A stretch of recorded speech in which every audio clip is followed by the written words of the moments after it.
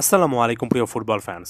Young sensation Lamine Yamal সম্পর্কে একটু আলোচনা করতে চাই। মাত্র ১৭ বছর বয়সে যে ব্র্যান্ডের ফুটবল খেলছেন, সত্যি অর্থে আলাদা করে তাকে নিয়ে ডেডিকেটেড একটা ভিডিওতে ফুটবল ফ্ল্যাগে কথাবার্তা বলতেই হলো।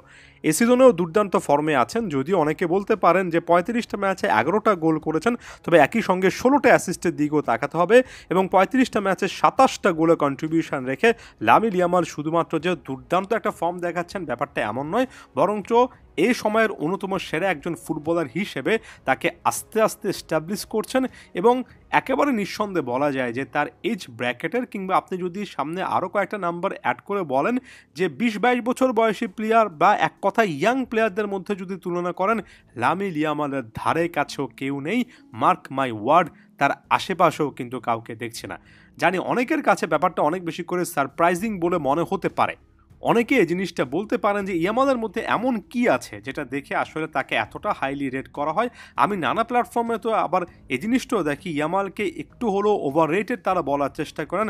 আমার কাছে ক্লিয়ার কারভাবে একটা অ্যান্সার আছে, যেটা নিয়ে আমি হোয়াটসঅ্যাপে সর্বশেষ ম্যাচ অ্যানালাইসিস ভিডিওতে কথা বলেছি এবং আলাদা করে এই ভিডিওটাও শুরু করলাম এই কথা বলে, যারা আসলে ইয়ামালকে ১৭ বছর বয়সে তার সময়ের সেরা একজন তারকা এবং ইয়াং ট্যালেন্টেড ফুটবলারদের মধ্যে যোজন যোজন ব্যবধানে এগিয়ে থাকে একজন স্টার হিসেবে সেভাবে আইডেন্টিফাই করতে পারেন না। তারা হয়তোবা খেলাগুলো দেখেন না, তারা হয়তোবা পুরো একটা ৯০ মিনিটে লামিন ইয়ামাল মাঠের মধ্যে কি করেন সেটা একেবারে লাইভ দেখতে পারেন না, হয়তোবা শুধুমাত্র স্ট্যাটস নিয়ে ঘাটেন এবং সেটার ফাঁদে পড়ে শেষ পর্যন্ত আসলে বুঝতে পারেন না যে ইয়ামাল ওই একটা ম্যাচে কি করেছেন। যেমন সর্বশেষ ম্যাচে রিয়াল সোসিয়েদাদকে যখন বার্সেলোনা ৪-০ গোলে বিধ্বস্ত করলো, আপনি নামের পাশে লামিন ইয়ামালের কোনো গোল কিংবা অ্যাসিস্ট দেখবেন না এবং আপনার কাছে মনে হতে পারে ইয়ামাল এমন কি করেছেন যার প্রেক্ষিতে তাকে ঘিরে এত আলোচনা চলছে। ওই যে বললাম, খেলাটা দেখতে হবে। নানা রকমের আপনি যদি অ্যাপস একটু ঘেটে আসে দেখেন, কোনো জায়গায় 8.5, 8.6, কিছু জায়গায় 9 টাইপের রেটিংও দেখবেন।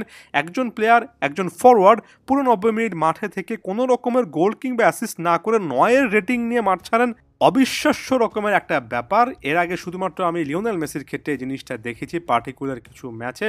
লামিন ইয়ামাল কোনো জায়গা থেকে সত্যিকার অর্থে নিজেকে লিও মেসির সাথে কম্পেয়ার করার মতো জায়গায় বলছি না, তবে অন্তত তাকে যে মনে করিয়ে দেন সেটা নিয়ে আমার কোনো ডাউট নেই। রিয়াল সোসিয়েদাদের বিপক্ষে প্রতিপক্ষ ডিফেন্ডারদেরকে যেভাবে একের পর এক ড্রিবলিংয়ে বারবার করে ডিবক্সের মধ্যে বিট করেছেন, যেভাবে ইয়ামাল ডিবক্সের মধ্যে নিজের জন্য স্পেস তৈরি করে রীতিমতো সময় পেয়েছেন পাসটা কিভাবে মেক করবেন, একেবারে বলা চলে যে প্রতিপক্ষ ডিফেন্স লাইন নিয়ে ঠাট্টার ছলে রীতিমতো মজাই করেছেন। আপনি ১৭ বছর বয়সী কোনো একজন ইয়াং ট্যালেন্টের কাছ থেকে সর্বশেষ কবে এই জিনিসটা দেখেছেন আমার একেবারেই মনে পড়ে না। ১০৮টা টাচ ছিল এই ম্যাচে, ক্লিয়ার কাটভাবে বোঝা যায় বার্সা প্লেয়াররা আসলে তাকে কতবার খোঁজার চেষ্টা করেছেন। ৭৮টা পাসের মধ্যে ৬৮টা অ্যাকুরেট ছিল, ৬টা কি পাস যেখান থেকে গোল অপরচুনিটি তৈরি হয় সেই জিনিসটা তিনি জেনারেট করেছেন। ১৪টার মধ্যে ৯টা গ্রাউন্ড ডুয়েল জিতেছেন।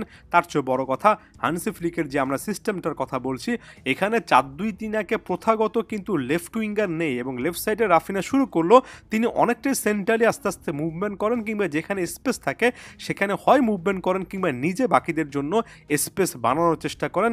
রাইট উইং নির্ভর একটা আক্রমণে কিন্তু বার্সাকে দেখা যায়। এখানে লামিন ইয়ামালের সাথে জুলস কুন্ডের একটা কানেকশন আছে এবং প্রায় প্রত্যেকটা সময় ইয়ামালের মাধ্যমে কিন্তু বার্সেলোনা এই জায়গা থেকে আক্রমণে উঠছে। এটাও আমার কাছে অনেক বেশি করে সারপ্রাইজিং লাগে। প্রতিপক্ষ প্লেয়াররা অনেক বেশি করে জানে যে বার্সেলোনার অ্যাটাকিং স্টাইলটা অনেক বেশি করে প্রেডিক্টেবল, অর্থাৎ অনুমিত।